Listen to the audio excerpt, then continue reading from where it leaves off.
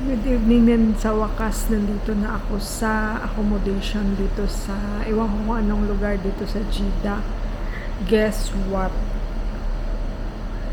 Sulo ko talaga ang isang malaking villa. My goodness. Tingnan nyo, ako lang ayaw ko nang lumabas. See? Sa isang room, 3 kama. So, dyan na sa harap niyan may isang room pa rin dyan. Dito ko pinili sa sa labas. I mean dito ko pinili sa baba. Pag entrance mo dyan sa main door, parang ito siya parang visiting area. Kasi may malaking dyan, may malaking pinto. Tapos ang kanan niyan is main door na, tapos sa kaliwa sa hagdan na yan yung parang sala, tapos hagdan. Tapos ngayon pagpasok mo diyan sa pagpasok mo ng main door, straight ka sa kanan, I mean sa kaliwa, merong pintuan. So ito yung pagpasok mo sa isang pintuan, 2 door na room. So ito isang room, kabila isang room, 3 kama rin, tapos may washroom, tapos isang yung lababo, tapos sa labas sa kusina. Pero check ko bukas, na-shock talaga ako, akala ko meron ng tao dito. So mag-isa lang ako sa buong villa. Tingnan ko bukas, i-tour ko kayo bukas dito sa loob ng villa, kung anong meron dito. As in, mag-isa lang ako. So hindi ko na na-video kanina, kasi sabi ng driver habang bumili kasi ako ng pagkain, sabi niya, I have surprise for you, sabi niya. Sabi ko what? Sabi niya, you are alone. Sabi niya, you are alone in the house, in the villa. Huh? So na-shock ako, akala ko may mga na dito, kasi yung sabi ng agency is mga Thailander daw ang namin kasama, pero wala pa siguro, siguro bukas or next week pa siguro ang iba. Pero may nauna na sa akin, mag-asawa sila, mga Pilipino din. Pero tinanong ko ang driver kanina, sabi niya daw yung nasa ibang accommodation daw sila, 2. I-check ko bukas itong loob ng villa kung ilang kwarto ang sa taas. Tapos yung ref hindi pa nasaksak, may washing machine din, talagang bago ito. Siguro ito ni Madam Salma yung rentahan for 5 months, kasi 5 months kami dito sa Jeddah for Dubai Village. So itour ko kayo bukas. Ayokong lumabas, natatakot ako sa gabi na, 12:00, mag-alauna na. Kaya hindi ko na nabidyohan kanina, pero nakabihis na ako mantulog, tapos na rin ako kumain. See you tomorrow, itour ko kayo. Good morning everybody. Good morning.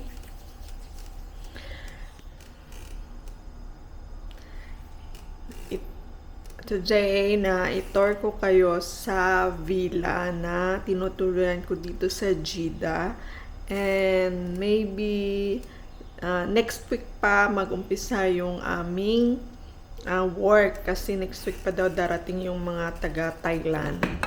So as of now, dahil solo pa natin yung villa ngayon, itutour ko kayo sa buong villa. Kasi maaga na, hindi na siya nakakatakot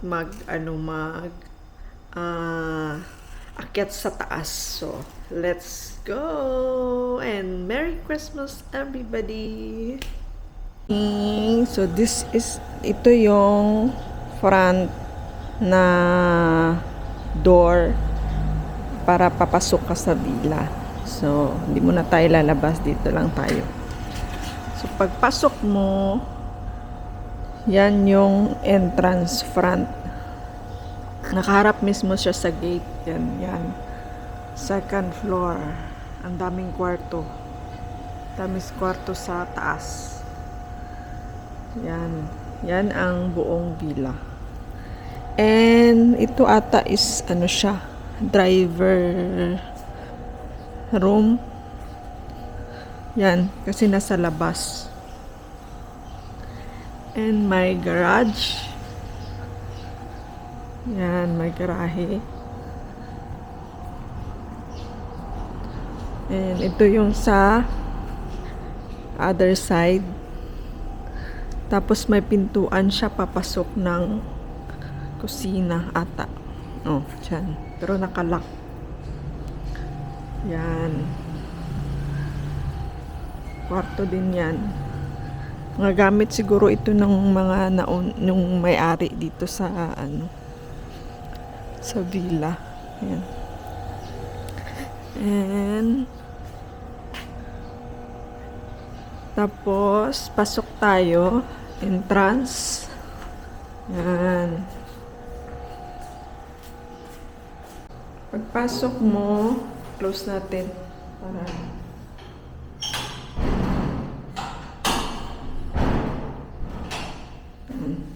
pagpasok mo, may maliit siya na parang sala-sala na maliit. Tapos ito yung first room na ginawa. Ano ata to, yung visiting area. Yan. So dito ako nag-stay. Yan ng mga gamit ko, makalat pa. So 3 bed. At pagpasok mo, room. Paglabas mo, may ano siya, may 2 lababo. Tapos dito is CR na. Hindi na natin buksan yan. And isang kwarto na naman, 3 bed. Yan. Medyo maliit lang siya. Magkatabi lang ito siya. Ito, tsaka yan sa amin. Tapos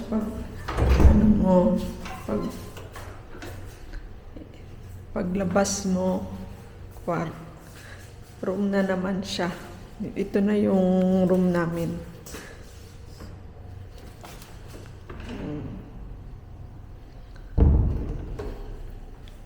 Sala na siya. Sala na. Pagpasok mo, straight din ang hagdan. Tapos dito, CR na rin yan. Paras din yan yung isa, CR. May lababo. Tapos dito, may 4 na kama. Yan. 4 na kama. Isang kwarto din to. Yan. Yan yung sinasabi ko sa inyo kanina, yung pinto, pero nakalock siya. So, dito, hindi ko alam, baka itik ata to. Yan, mga storage room ata yan dyan. Tapos, pagpasok mo, yan, fridge. Kunin ko mamaya yung plastic cling wrap, tapos i-on ko. Yan ang kusina, lababo. Yan, tapos lutuan. Yung electric stove. Tapos dito, washing, room para siya washing. Yan ang washing, may bago. So, pag akyat mo, akyat tayo sa taas.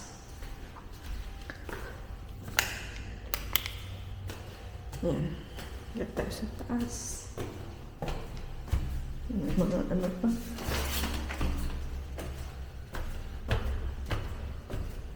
Ang daming room dito.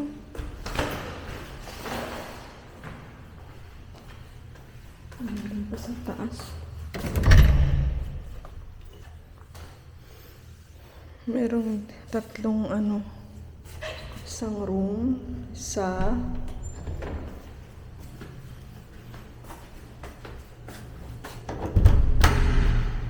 CR na to.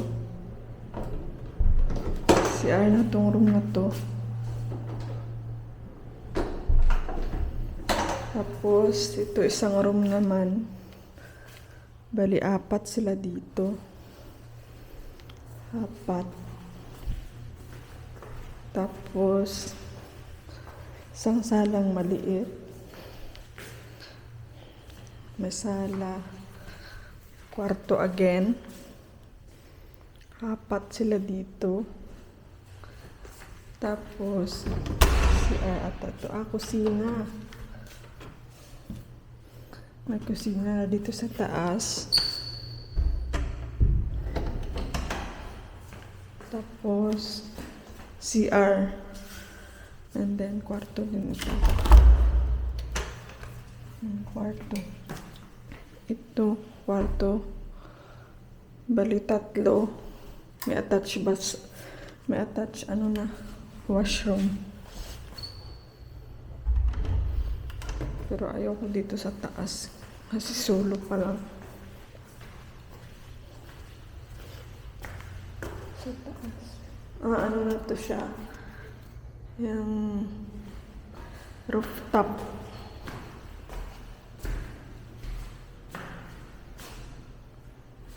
Wala akong susi.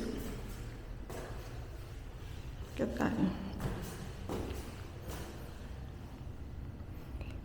Nakalak. Tayo makababa. Basta. So, ayun lang. Ang kwarto niya, 1, 2, 3, 4. 4 na kwarto dito sa taas. Ito pwede pa tumalagyan dito. 4 na kwarto. So, ayun lang. Solo natin ang bahay. Diba? 4 na kwarto. Ngayon dun sa taas maganda kasi attached na siya. Attached washroom. Pero okay na yun dito. Yan ito banda. Kasi 3 lang kami ang nandito. Siya siguro pwede malagyan ng isang kama. So dito na lang ako mag-stay. Yan ang bed ko. Napakakalat pa. Ayusin ko pa yan. Maganda kasi may kanya-kanya kaming ganyan lagayan ng mga damit. So yan lang for today. At gusto ko magkape. Diba? Sulong-sulo ko ang bahay. Pero ito, hindi ko alam kung saan ito papunta.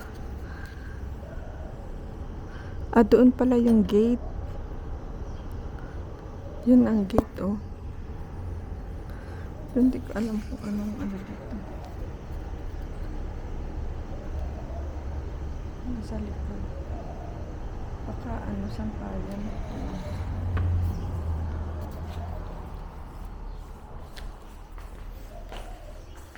So, diba? Solong-solo ko ang bahay. Dito, hindi ko alam kung saang lugar dito sa Jeddah. Kasi, unang araw ko pa lang dito, first day. Gabi na kami dumating dito, mga 1:00 na ng madaling araw. So, ayun lang, naka-tour ng villa. And, yes, solo ko pa talaga. And, magla-lunch, magkakape. So, yun lang. Thank you so much. Hello, everybody. Mag-ano tayo ng washing. Natin, ilagay doon sa kitchen.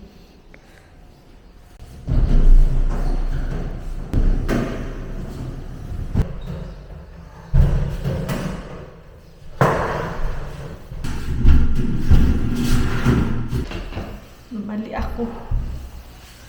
Wala palang ng tubig dito sa CR. Kailan natin ito ilalagay. Kasi anuhan ng tubig. Paglagayan ng tubig.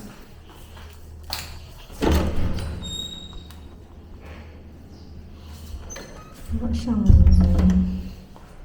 siyang host. Balik na natin. Wala siyang host. Hanap tayo ng host. Hanap na lang tayo ng baldi or tub sa labas. Kasi wala palang ano yun, host. Tingnan natin sa labas kung meron.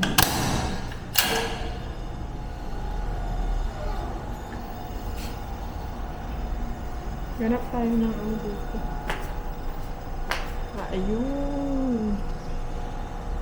Yun, gawin natin ano, kunin natin yung tubig. May bucket doon. Kunin ko muna yung tubig. Saan ba itong anuhan ng tubig? Lagusan.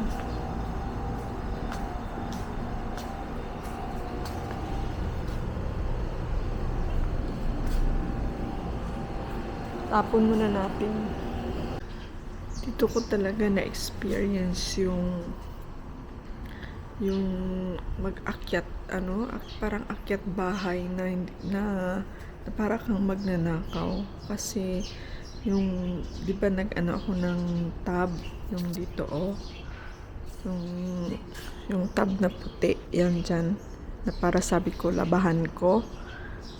Hindi ko na siya na-video, hindi na ako nag-video kasi yung cellphone tsaka itong camera ko nilagay ko dyan. Tapos dito yung puting tub may tubig, tapos yung bucket na yan nilagyan ko ng tubig para yung loob ng tub, kinuha ko yung tubig, tinapon ko sa labas. Nung tinapon ko na sa labas, itong gate na to, hindi ko na ganito ba para maharang siya kung halimbawa nasa labas ka. Ngayon pag open ko na ano siya, hindi siya sagad dito na bukas, parang dito lang ata siya banda. Tapos nung ano, kasi dito sa labas yan, ilang hakbang lang yan. Pwede, dyan ko nilagay yung tubig. So, nung humangin ng malakas, hindi ko nadala ang susi. Wala akong dalang cellphone. Nung humangin ng malakas, as in, nagsara siya, nag-lock. Alam nyo, isang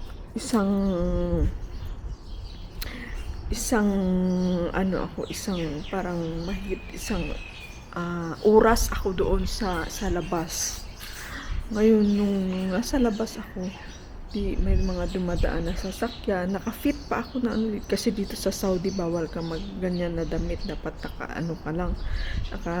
hindi ka maka-fit kasi bawal nga dito. Kasi nakapantulog ako naka-fit ako ng damit, naka-pajama. Buti na lang may bra ako noon kasi pag dito sa loob ng bahay hindi ako nagabra. Ngayon sige ako, sabi ko sino ba ang mag-ano sa akin, sino ba ang tutulong. Tapos may dumadaanan ng mga sasakyan. Tapos ngayon may dito sa kabilang side may parang gate, may hallway na maliit, tapos gate na maliit. May bata na lumabas, nagtampo ng basura. Tapos sabi ko, can you help me? Sabi niya, what? Hindi siya makaintindi ng English kasi the gate, sabi ko, ang gate na close. Sabi ko, hindi ako makapasok sa loob. I cannot go inside because the gate is locked. Sabi ko sa kanya, I don't have key. Sabi ko. Tapos sabi niya, no English. Sabi niya. Sabi ko, oh my God, hindi ko na alam ang gagawin ko. Tapos may isang delivery rider din na pinara ko. Sabi ko, pwede mo ba akong tulungan? Sabi niya, bakit? Anong nangyari? At paano kita matutulungan? Sabi ko, pwede mo bang tulungan mo ako? Kasi hindi ako makapasok sa loob. Ganyan na naglalak ang gate. Pwede ka bang umakyat yan sa gate? Sabi ko sa kanya. Sabi niya, no, sorry, I cannot help you. Sabi niya, kasi I don't know the villa. Sabi niya, kasi baka nga baka nga anong mang ano sa kanya, di ba?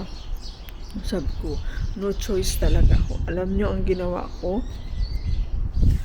Alam nyo yung dyan, oh, yung pader na yan, yan sa kabila na yan, mayroon siyang bintana. Parang ganito ang space ng ganyan na dito, oh, ganyan na space. Ganyan. Yan na space. Tapos may bintana siya. Di umakyat ako. Umakyat ako dyan. Ito ang pinatungan ko, dinala ko to. Umakyat ako dyan. Nag-akyat ako dyan sa rooftop ng itong kwarto na to. Tapos, yan, inakyat ko yan. Inakyat. Hanggang nakaabot ako dito. Alam nyo, may fear ako sa height. Pero, talagang nilabanan ko. Para lang makapasok ako dito. Dyan. Hanggang sa nakababa ako. Yan ang pinaka-worst first experience ko dito sa Saudi Arabia, dito sa Jeddah. Ay, nako, buti na lang na naisip ko talaga na sabi ko wala na akong choice. Talagang aakyat na ako ng akyat na ako ng bintana.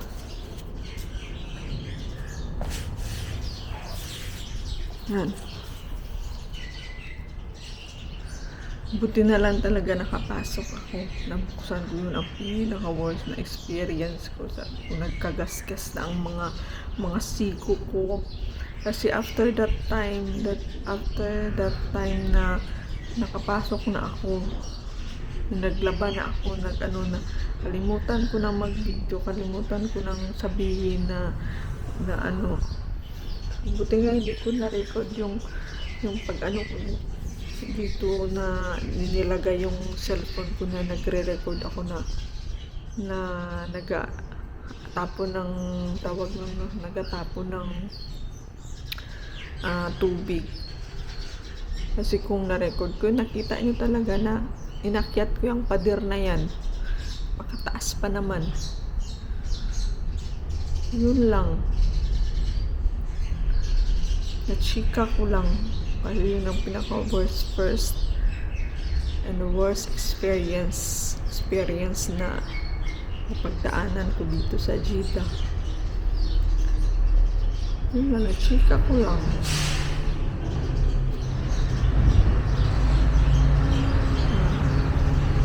Gate na yan.